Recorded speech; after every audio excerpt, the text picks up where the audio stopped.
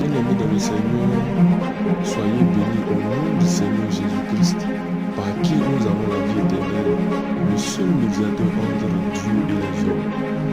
Il n'y a pas un homme qui est médiateur entre Dieu et les hommes. Il n'y a pas une statue ni un esprit qui est médiateur entre Dieu et les hommes. C'est Jésus-Christ qui est le seul médiateur entre Dieu et les hommes. Bénis soyez-vous, mes bien-aimés. Nous allons commencer cette série d'enseignements sur la pensée positive. Je vais dire la contre-pensée positive. Ce qui est contre leur psychologie de la pensée positive, c'est bien sûr la parole de Dieu. Ce qui se cache derrière, c'est que ces personnes veulent nous faire nier la parole de Dieu. Ils veulent nous écarter de la Bible. Oui, en nous complaisant dans certaines pensées qui semblent apparemment intéressantes, mais dont l'issue est la mort. Nous allons tout de suite prendre le livre d'Ésaïe 45, le verset 9. Le livre d'Ésaïe 45, le verset 9 nous dit « Malheur à qui conteste avec son Créateur, vase parmi les vases de terre. » Amen. Malheur à celui qui conteste avec son Créateur, vase parmi des vases de terre. C'est dire que le Créateur a donné sa pensée à travers la Bible. Mais il y a des hommes qui donnent leur pensée à travers des psychologies, à travers des livres d'histoire, à travers plein de sortes de pensées. Même sur Internet, il y a la psychologie de la pensée positive qui fuse. Il y a beaucoup de pasteurs d'hommes de Dieu, d'hommes de Dieu en griffe, et de frères qui aiment beaucoup ces pensées-là. Je suppose que ces personnes ne sont pas averties que ces pensées nous éloignent de Dieu. Ces pensées nous éloignent de la pensée de Dieu. Nous allons tout de suite prendre aussi le psaume 40, le verset 5 nous dit « Heureux l'homme qui place sa confiance en l'Éternel et qui ne se détourne pas vers les hautains et les menteurs. » Amen. Heureux l'homme qui place sa confiance en l'Éternel et qui ne se détourne pas vers les hautains et les menteurs. Ces personnes qui développent ces vidéos et ces messages sur la pensée positive, c'est des menteurs. Ils veulent nous éloigner de Dieu, ils veulent nous éloigner de sa parole, ils veulent faire de nous Dieu, ils veulent nous faire remplacer Dieu, ils veulent faire que la nature est notre Dieu, que nous-mêmes nous sommes notre Dieu. Donc en réalité, pour celui qui suit la psychologie de la pensée positive, sa fin c'est la mort. Parce qu'il va avoir l'envie, il va avoir toujours l'envie d'écouter ces choses, de penser ces choses. Il ne va plus avoir l'habitude de s'adresser à Dieu, de penser à Dieu, même de prier. Il va se dire, bon, en moi, il y a le bonheur. En moi, je peux susciter le bonheur. Si je pense positif, c'est faux. C'est complètement faux. Et nous allons le voir. Dans cette pensée, regardez mes bien-aimés,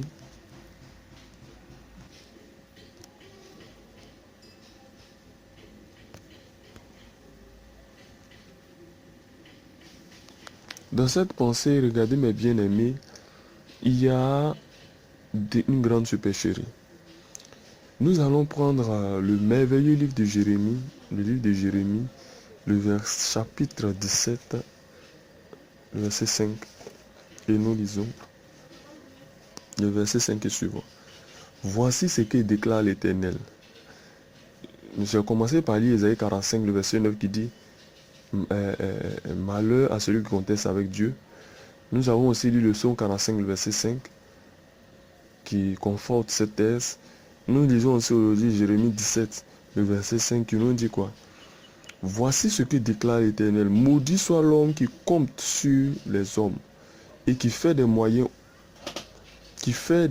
hautains la source de sa force, mais qui détourne son cœur de l'Éternel. Il est comme un buisson dans le désert et il ne verra pas l'arrivée le bonheur.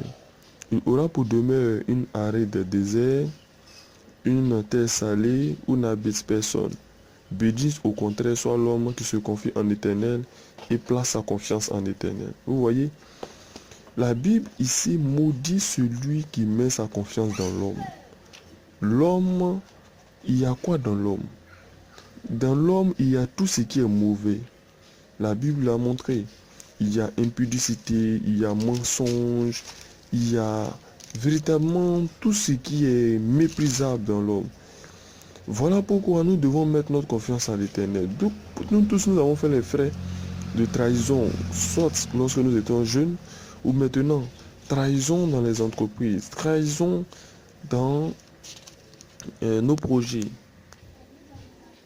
Vous voyez, lorsqu'on lit une autre version de la Bible en ce qui concerne le Jérémie 17, le verset 5, Maudit soit l'homme qui se confie en l'homme, qui prend la chair pour son appui et qui détourne son cœur de l'Éternel. Il prend la chair pour appui. Ces personnes prennent la chair pour appui. Parce que je ne peux pas comprendre les passages que ces personnes-là citent. Vous voyez, je fais une série de photos en même temps que je partage cette pensée de la Bible. Je fais défiler des photos de la pensée positive qui vous sont publiées chaque jour sur Internet et que beaucoup de chrétiens aiment, mais qui sont contraires à la pensée de Dieu.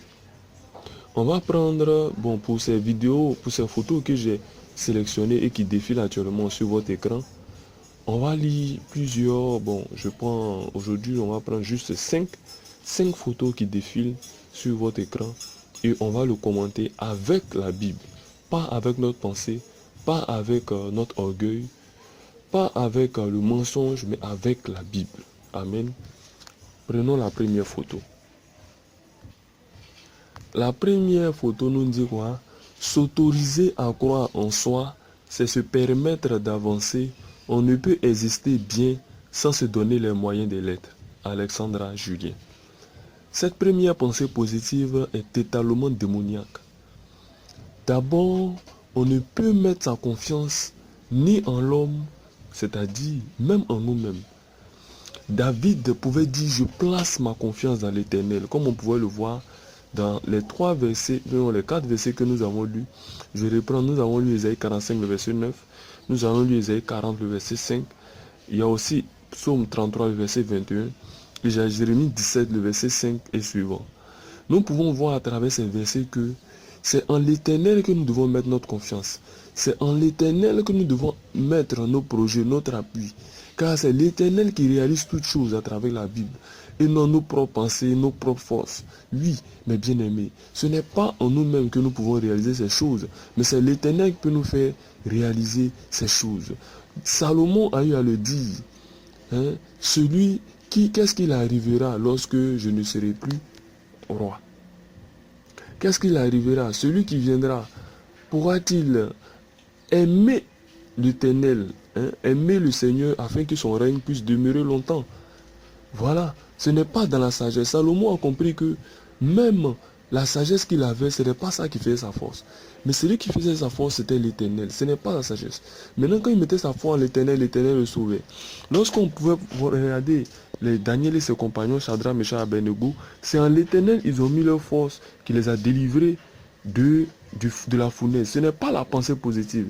Lorsque Moïse a été adopté par Pharaon, par la fille de Pharaon, et qu'il est devenu l'un des grands d'Égypte, ce n'est pas par la pensée positive qu'il est arrivé là. C'est l'Éternel qui l'a placé là. Lorsque Joseph a été positionné comme roi, je dirais que roi d'Égypte, parce que c'est lui qui dirigeait l'Égypte, Pharaon n'avait que le titre, c'est l'Éternel qui l'a positionné là. Oui, même Nabuchodonosor, roi païen, dans le livre de Daniel, a reconnu que si c'est l'Éternel qui est capable de prendre un homme vil pour le faire roi et de prendre un roi insensé pour faire de lui quelqu'un de peu de force. Vous pouvez lire, je crois, le livre de Daniel 3, Daniel 4. C'est l'Éternel qui fait toutes choses. N'appuyons pas nos forces sur la pensée positive. C'est une pensée totalement démoniaque. Il s'agit ici de la photo. Prenons la deuxième photo. Lorsque nous lisons 10 pensées positives, la deuxième image, je pense qu'on va prendre ces 2 images pour aujourd'hui, parce que la deuxième image énumère un certain nombre de points sur la pensée positive. Leur pensée positive, nous allons voir ce que la Bible en dit. Sur la deuxième image qui s'affiche, nous avons numéro 1. Éloigne-toi des personnes négatives. 2. Si tu ne le sens pas, ne le fais pas. 3. Dis exactement ce que tu penses. 4. Évite de parler de toi négativement. 5. Accroche-toi à tes rêves. 6. Lâche prise sur ce que tu ne contrôles pas. 7. Apprends à dire oui. 8. Apprends à dire non. 9. Sois gentil avec toi-même. 10. Fais confiance à ton intuition. Amen. Nous allons prendre un par un les pensées qui sont développées ici et nous allons les mettre en opposition avec la parole de Dieu. Nous allons voir que la parole de Dieu est totalement contraire à certaines de ces pensées. Parce que lorsqu'un poison est présenté à quelqu'un, on lui présente une partie qui pourrait être bénéfique pour lui et ensuite il prend le poison qui le tue. Lorsque, ici, la psychologie de la pensée positive, c'est un peu comme le verre et la meçon. La meçon, le verre, lorsqu'on le met sur la meçon et qu'on le jette dans l'eau, le poisson, lui, il voit quoi? Il voit un petit verre qui dandine dans l'eau. Ah, vraiment, il voit, c'est délicieux, c'est bon. Mais il ne s'imagine pas, il dit, ah, mais comment un verre, normalement, qui doit se trouver dans le sol, un verre qui doit se trouver seulement dans tel milieu, on veut le trouver comme ça, suspendu en l'eau, et il ne descend pas trop bas, il ne va pas trop haut, il est positionné à un certain niveau. Il ne réfléchit pas comme ça, il s'est dit, voilà, c'est bon, il prend, il mange, il est piégé, on le prend, nous aussi on le mange. Et c'est la même pensée que la pensée positive. C'est la même technique que le diable. Il positionne quelque chose devant vous. Et lorsque vous vous attachez à cette chose, il prend et il vous donne la mort éternelle. Le numéro 1. Éloigne-toi des personnes négatives. Le numéro 1. Éloigne-toi des personnes négatives. Qu'en dit la Bible?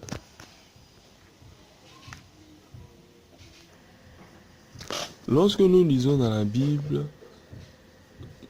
vous avez le livre de Jude qui est fait en un seul chapitre.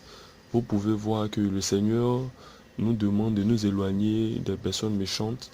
Lorsque nous regardons dans le livre de Proverbes, le livre de Psaumes, etc., le Seigneur nous demande de nous éloigner des personnes méchantes.